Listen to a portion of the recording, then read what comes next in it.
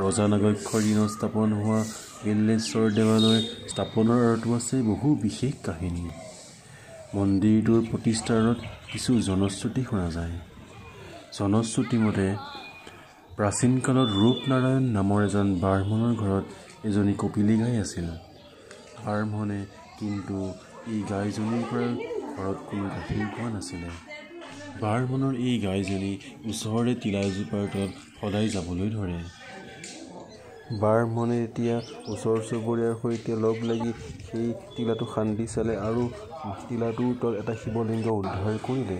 কোৰেৰে খান্দোতে সেই শিৱলিংগটোৰ এফাল এৰাই গৈছিলে আৰু এতিয়াও সেই এনে অৱস্থাতেই সেই শিৱলিংগটো দেখিবলৈ পোৱা যায়। এই ঠাইখিনিতে আমি পূজা অৰ্চনা আগবঢ়ালোঁ। এই ঠাইটুকুৰাৰ তললৈ আছে মেইন শিৱলিংগটো, যিটো শিৱলিংগ প্ৰকৃততে উদ্ধাৰ হৈছিলে। বিল্লেশ্বৰ দেৱালয়খন নলবাৰী চহৰৰ পৰা প্ৰায় 15 কিলোমিটাৰ দূৰৰ বেলশৰত অৱস্থিত।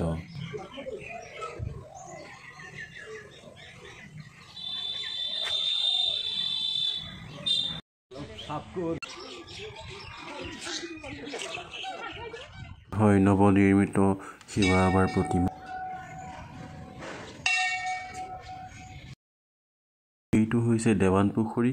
এই পুখুৰীটো কোচ ৰজা নৰনাৰায়ণৰ ভাতৃ চিলাৰায় দেৱানে খন্দাইছিল বুলি জনা যায়। এইখিনি মন্দিৰৰে হাত।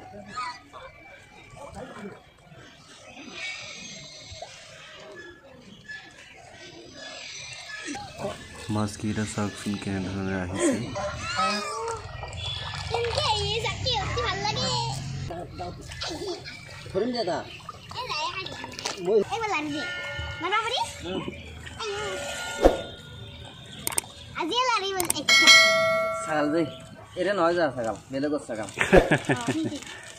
আলহীৰ ঘৰতো গ'লো, ছোৱালীজনী দেখলো নলগাঁৱৰ চাব বিচাৰে।